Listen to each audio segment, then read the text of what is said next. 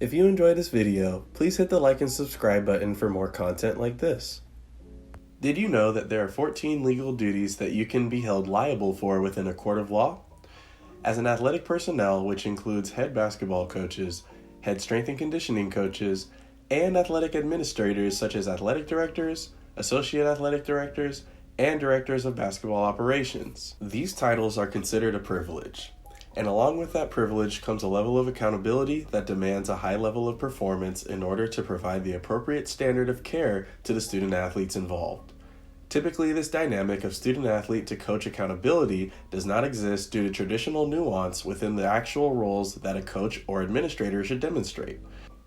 Outside of being told what to do, student-athletes typically do not go against a coach unless an issue arises that challenges their own moral compass.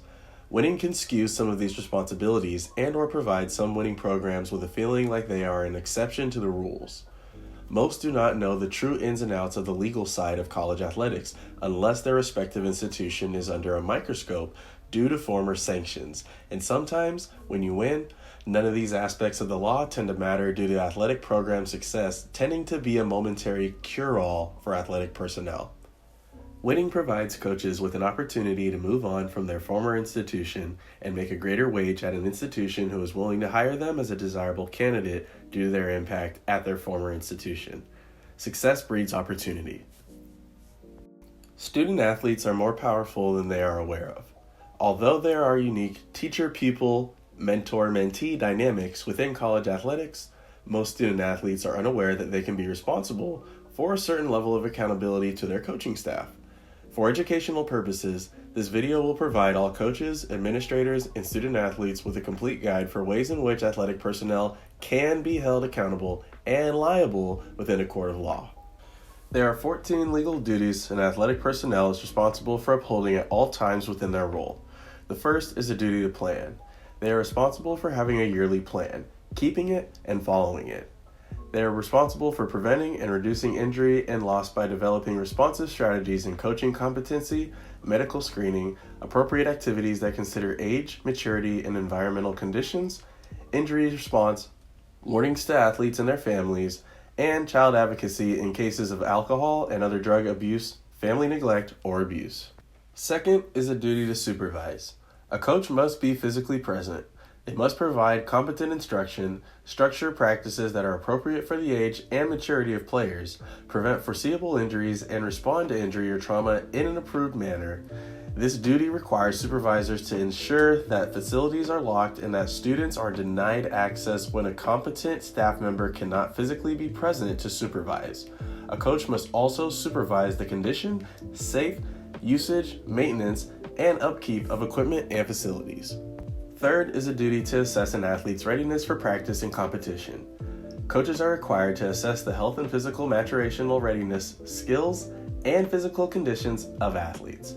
Athletes must be medically screened in accordance with applicable regulations before participating in tryouts, practice, or competition. Injured athletes who require the services of a physician may not return to practice or competition without written permission of the physician. Fourth is a duty to maintain safe playing conditions.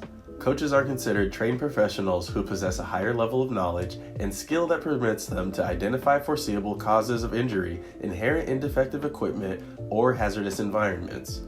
Weather conditions must be considered, and athletes should not be subjected to intense or prolonged conditioning during periods of extreme heat or humidity. A plan for monitoring and responding to dangerous weather conditions is necessary. Fifth is a duty to provide proper equipment. Coaches must ensure that athletes are properly equipped with clean, durable, and safe equipment. Protective equipment must carry a NOC-SAE, which is short for National Operating Commission on Safety and Athletic Equipment certification, and must be checked for proper fit and wearing. Athletes must wear protective equipment anytime they are exposed to the full rigors of contact in practice or competition. Sixth is a duty to instruct properly. Athletic practices must be characterized by instruction that accounts for a logical sequence of fundamentals that lead to an enhanced progression of player knowledge, skill, and capability. Instruction must demonstrate appropriate and safe technique and must include warning about unsafe technique and prohibited practices. 7th is a duty to match athletes during practice. Athletes in practices should be matched with consideration for maturity, skill, age, size, and speed. This one in particular is something to be on the lookout for at the high school levels and below. The reason being is because body types are changing at different points in time. At the college level, everybody's bodies are more so that of an adult's. So mismatching somebody whose body has not yet developed with somebody who has is something that can be potentially dangerous to that student athlete. 8th is a duty to condition properly. Practices must account for a progression of cardiovascular and musculoskeletal conditioning regimens that prepare athletes sequentially for more challenging practices and competitive activities. Consideration must be given to weather, maturational, and readiness factors. The NCAA makes it a requirement for any strength coaches to be certified through the National Strength and Conditioning Association with their CSCS certification, which is short for Certified Strength and Conditioning Coach. At the high school levels, this is not necessarily a requirement. Therefore, again, I am speaking to the audiences that are beneath the college level. If you are going to train and develop student athletes and you do not know what you're doing, this could be something that can be held against you. 9th is a duty to warn. Coaches are required to warn parents and athletes of unsafe practices specific to a sport and the potential for injury or death.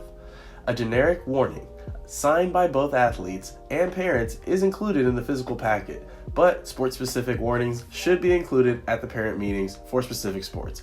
This again is something that pertains to the lower levels beneath college. As an adult, you can sign off on documents by yourself. At the lower levels, you require a parent signature. 10th is a duty to ensure athletes are covered by injury insurance. Athletes must be cleared through the athletic office prior to participation and should not be allowed to participate without this clearance. At the beginning of every offseason, prior to preseason conditioning, there is an athletic training clearance form that the athletic trainer provides to the student athletes. And they are able to do a physical if they do not have access to a medical provider on their own. Again, this is the college level. At the high school level and below, you're going to have to go to your medical provider and get a physical. 11th is a duty to provide emergency care. Coaches are expected to administer approved, prioritized, standard first aid procedures in response to a range of traumatic injuries. Typically in these roles, California State University employees or University of California employees, also known as UCs and CSUs, are required to be what's called a mandated reporter. That means that any time that there is harm's way and it's in regard to your student athlete, you are required by the state of California to report that issue. 12th is a duty to develop and follow an emergency response plan. Plans must be in place in order to manage uninjured team members while emergency care is being administered to an injured athlete. 2, to ensure access to a stocked first aid kit, spine board, and other emergency response equipment. 3, access to a telephone and ensure a timely call to emergency medical services. And 4, expedite rapid access by EMS to the injured athlete by stationing coaches or team members at driveways, parking lots, entry doors, and remote hallways. Let's say that an accident has occurred and the coach fails to do any of the things listed. That is probable cause for that head coach to be held liable in a court of law for negligence. 13 is a duty to provide proper transportation. There must be a plan in place. Authorized transportation should be utilized as much as possible for travel to athletic events. 2, it should ensure that all athletes are on the bus or in the vehicle before it departs from any away contest. 3, coaches and or parent drivers must have volunteer driver forms to drive athletes. At the California Community College level, when you have a volunteer driver's form, you are required to have the athletic director and the dean of kinesiology sign off on that. 14 is a duty to select, train, and supervise coaches. Athletic administrators will be expected to ensure coaches are capable of providing safe conditions and activities as outlined in the preceding list of 13 duties.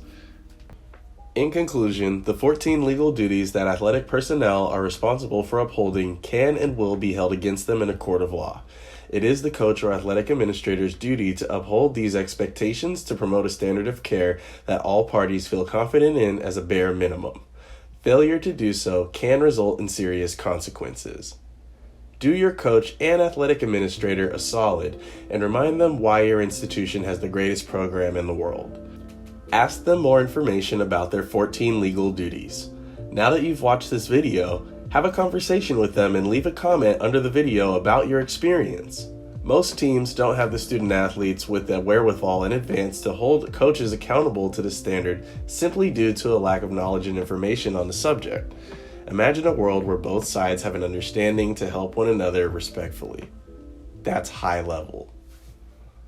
This channel is dedicated to all who are interested in the operational side of the sport of basketball at the collegiate level and for aspiring college coaches, high school coaches, middle school coaches, youth leagues, and AAU organizations. The goal is to have a centralized location where fans of the game can come for more knowledge and information. This channel is collaborative and shares an interest in adding new knowledge and information regarding the collegiate basketball industry over time as it continues to grow and evolve.